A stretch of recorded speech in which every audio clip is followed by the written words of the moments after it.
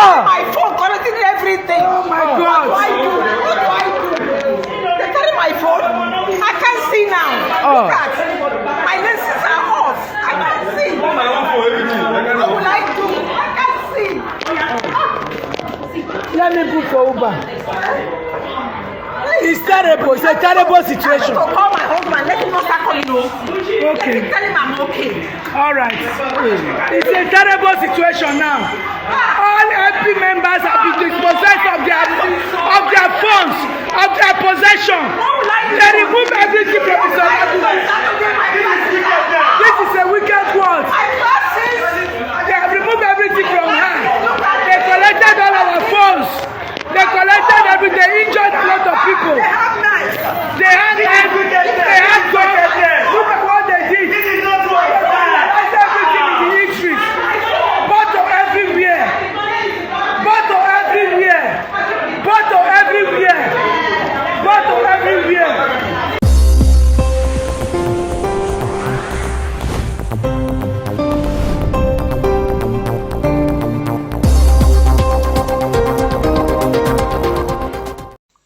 My country people, welcome on a day today. If you're joining us for the first time, you're welcome to Benny Naija TV. And to all my returning subscribers, thank you for always coming to see our videos. Please kindly click on the subscribe button, turn your notification bell so you can get notified whenever we post a new video. And I want to encourage you that this channel is strictly for updates. If you want to get latest updates and news, you always find it on this channel. After watching this video, I want you to carefully watch this video and listen to the interview.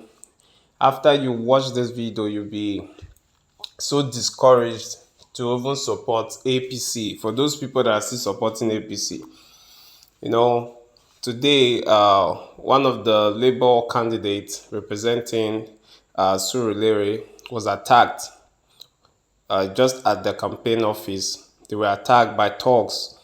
This is one of the things that is significant with APC. Thugs. They send thugs to frighten people, to attack them, to destabilize other party. So this party was not left out. Today they were attacked at the campaign ground, just about leaving the campaign ground, and most of them lost their phones, their gadgets, their systems, and even the vehicles were destroyed. But there's an interview I want you to carefully listen to. You will notice that this APC, they are fully ready to rig the election. If you listen to this interview to the end, you understand that APC, they are ready to do anything to retain power in Lagos, because they know that if they lose Lagos, they've lost everything. So watch this video to the end, share this video, like the video, and let us see your comments down below. Let's see what you think about the video. So I will just leave you now with the video. Thank you so much for those that have watched to this point. Thank you, I really appreciate. Please also subscribe to this channel and turn on the notification bell so you can get notified whenever we post a new video. Thank you and have a wonderful day. Oye joins us now to speak on the governorship election in Lagos State and what surprises to expect on Saturday. Welcome to Rise News. Thank you so much for joining us on the program. Thank you very much. I'm happy to be here again. Well, we are counting down to the governorship election this weekend, and I'd like to know how you think your party would fare, considering how the electoral map shifted, especially in Lagos during the presidential election. Well, we're not particularly too surprised at the hurricane that swept our electoral fortunes, natural electoral fortunes in Lagos 2 weeks ago. We recognize the factors that accounted for that slight low performance. Can you share some of the factors with us? Yes, basically, first of all, our children are still smarting from the events NSAS.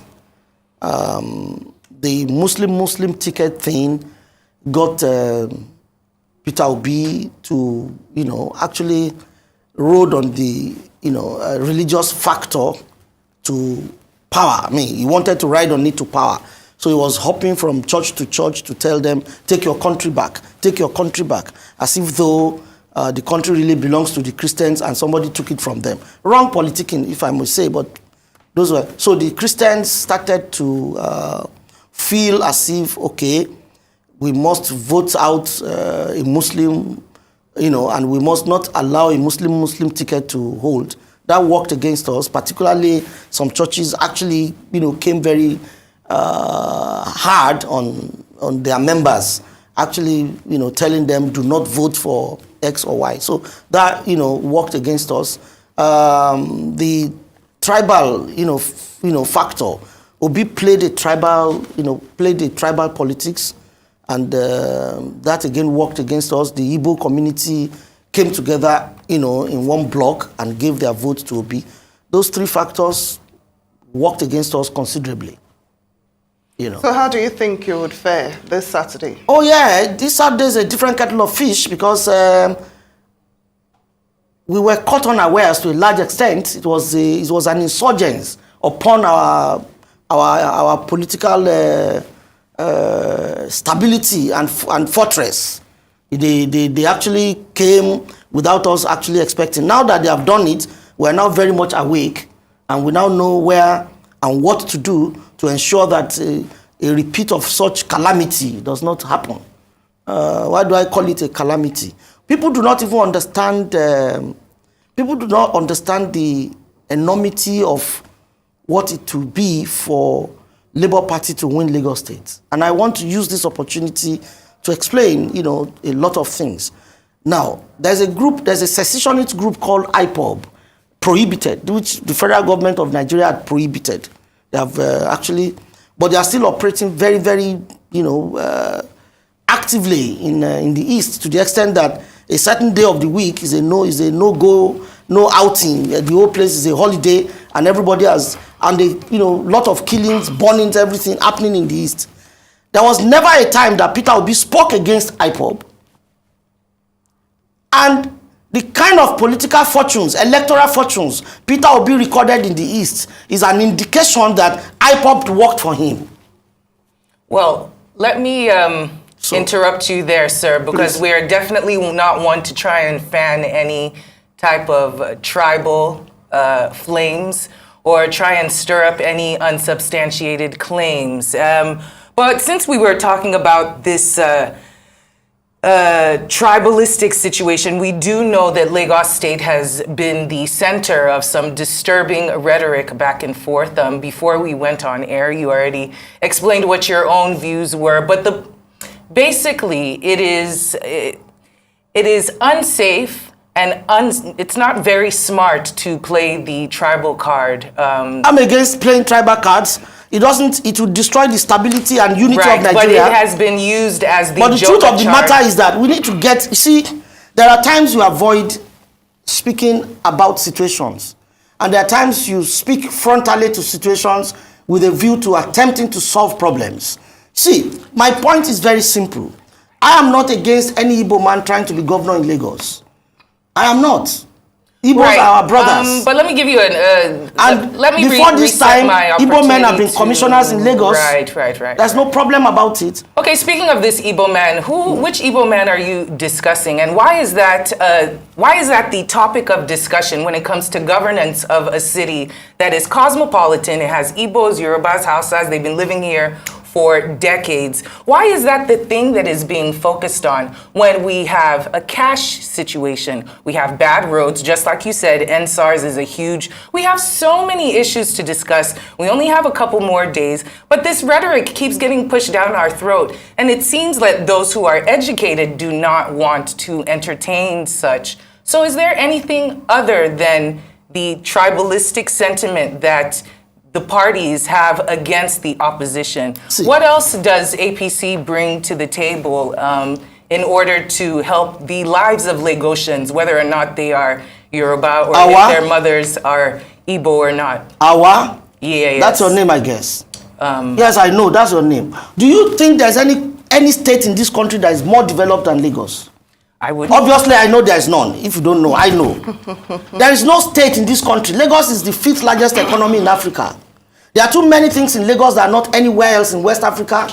So why aren't we discussing the economy? Lagos is a smart city. Why aren't we discussing the economy? Exactly. Development of Lagos is not in question. Lagos has been developing at a high rate since 1999. A lot of people would actually disagree with you. There's no need. Anybody can disagree. The statistics are clear. Well, people can disagree. Tell me which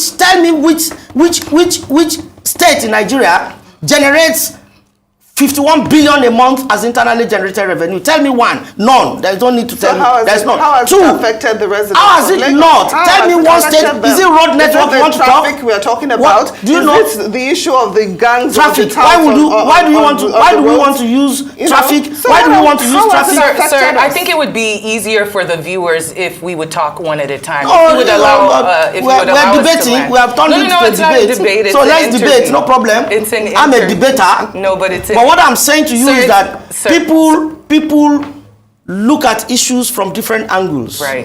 People who are in opposition, they will see development as a retardation. Because I can't see why anybody would feel that Lagos is not developing just because he's in opposition and he needs to whittle down the ruling party. How can anyone say that? Okay. Lagos is not developing. In what way will anybody say Lagos is not developing? In every way possible, Lagos is the most developed state in Nigeria. Okay. But that's not even contentious. I don't think we should. For the sake of time, I apologize for interrupting you, but for the sake of time, we know that we went to the presidential polls a couple weeks back. There were multiple instances of violence, pockets of individuals not being able to vote. We know that there are touts, so to speak, criminal gangs, issues of criminality, things that make ordinary Lagosians upset and terrified. Is this something that the APC is working on to quell actively, seeing as they have been in government for a while and this situation has gotten out of hand? I'm sorry, I really didn't get exactly what the question you asked me. But I sense you're talking about insecurity, is that? Yes. Insecurity in Nigeria? No, Lagos, in Lagos particularly, State? with the touts, dismantling the electoral, dismantling the electoral process. We know that voting is supposed to be on Saturday. Yes. We've had issues with ballot box snatching, etc. People. Is it only in Lagos or generally in Nigeria? Well, we're just dealing with Lagos. Sir. Okay, just so fine. Today. There is no. You see, just like the governor said a couple of days ago, there are issues about security that are within the purview of the governor. There are some that are not within his purview. For instance, when there are security challenges, what the governor requires to do is to alert the authority, to call out, to find means and ways of quelling, all of that. But of course, we all wish for a smooth electoral process, smooth elections. And whatever it is, if you allege here that the Agberos are the ones causing confusion, electoral confusion in Lagos, I am convinced that the government of Lagos will work on that and ensure that the Agberos do not disrupt the elections. Okay, the disruption of the election does not work well in anybody's favor. That's good to know. It doesn't work well in anybody's favor. But the fact remains that there's no gainsaying about the fact that we will win Saturday election, APC. It's all clear and very simple. Well, I'm happy that you're very optimistic, but I guess we have to wait and see. And no matter how much we debate and no matter the statistics you quote, I'm sure Lagosians know the reality of living in Lagos and they would make a sound decision. I'm a Lagosian on Saturday. And the decision they will make is to vote in one of the privileged Lagosians. Meanwhile, I want to ask you, are you afraid that there will be low voter turnout during the governorship election due to what happened during the presidential election? Awa talked about violence, ballot snatching, late arrival of INEC officials, INEC's inability to electronically transmit the results of the presidential poll. Are you worried that this might affect your party, or could it benefit your party? No, look, there will not be low turnout on Saturday. There will be high turnout. And the turnout will be different from what we experienced during the presidential elections. That I can guarantee, I can tell you for free. Because the governor of Lagos has done so well that the cracks in the wall of our electoral interest we have mended a lot of fences. So we knew where the problem was from, and we had done quite a lot within the short time to ensure that we had, made up with those problems. And I can assure you that Saturday will be totally different from what we saw 2 weeks ago. That's good to know. Let's talk about the INEC and the electoral process as a whole. We know it's come under quite scrutiny due to the presidential elections and the fallout thereof that we're seeing in the courts. We know that the tribunals will be taking it up. We know that we were given promises of electronic transmission, transfer, of technology being the major driver for this elections. But INEC has now said it needed some time to reconfigure the BVAS. I think it's going to conclude it by tomorrow in order for the elections to take place. Do you have as much confidence in INEC as the rest of the people in your party do in their ability to carry out free and fair and credible, transparent elections? Or do you have some worries? Honestly? We have sufficient confidence in INEC. All right. Those who now say they don't have confidence in INEC are just bad losers. Because they have lost election, they want the election cancelled. I don't know where that happens in the world. You know? And I can't even understand exactly what the hula baloo is all about. What exactly is the issue here? We did an election. You are saying because INEC promised they would transmit XYZ format, and they did not transmit the XYZ format, so the election is not credible. But isn't that the definition of credibility? No, it's not. Sticking to what it is that you say that you're going to do? What does the law say? That's what we should bother yourself about. There is no law that compels INEC to transmit in a particular way. Manual transmission is allowed, is legal, is permissible, and is commonsensically okay for INEC. Those who are arguing, let them go and argue it in court. Well, definitely they've gone to court. And so let's see now. Let's see. You see, they are alarmed, they are worried, they are intimidated. They put every roadblock before Ashwaju, thinking we will not make it. As God will have it, we made it fair and square. They are smarting. They are smarting from the laws. If not, look, this is the time to know who patriotically loves Nigeria. Why do you, because you lost an election, you are calling for cancellation? You are protesting. You are protesting at that level of our democratic experience. A group of old men who put themselves in front of INEC to be protesting an election that is so credible, so peaceful, so transparent, so lovable, so fantastic. No, but that's according to you. Because according to the observers, both and local and international, it was not free and fair, it was not lovable, it was not all the adjectives you just used. The American president had congratulated the president-elect, France, UK, everywhere. Why do they have to if the feedback they get is that the election was not credible? But that's what diplomacy is about. No. Let me tell you the truth of the matter. That election is credible. Whoever feels the election was not credible, the court is available. They are there, aren't they? Let's close this tab. Let's the court rule and let's see what the court will say. How can anybody say the election is not credible? On what basis? On what grounds? In Lagos, we lost. Election is credible because they won in Lagos. In Castina, of all places, where we always naturally record 1 million votes, 1.9 million votes, we lost to them. The election is credible. In Plateau, we lost. Plateau is the home state of our DG of the campaign. We lost. The election is credible because they won there. In Nasarawa State,